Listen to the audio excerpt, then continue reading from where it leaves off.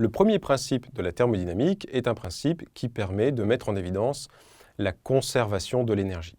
Mais ce principe possède une limite, c'est la réversibilité des transformations.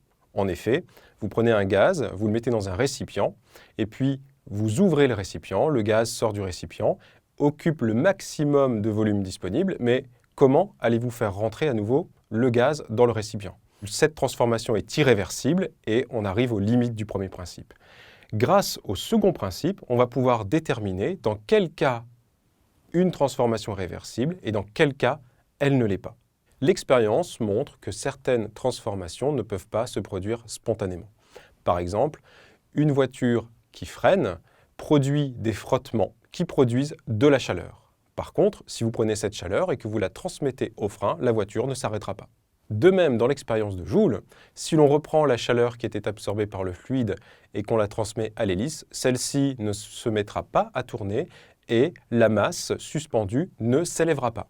Le premier principe suppose donc que toutes les transformations sont réversibles. Or, il n'est pas toujours possible d'inverser la flèche du temps.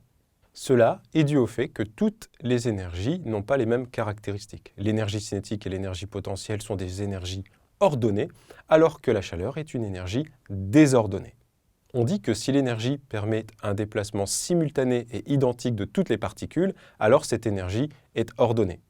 Or, dans le cas de la chaleur, on a un mouvement qui est désordonné des particules. On comprend bien, du coup, cet aspect désordonné qui est attribué à la chaleur.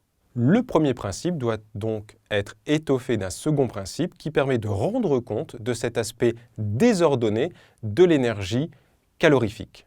Grâce à ce second principe, on pourra déterminer la faisabilité des transformations.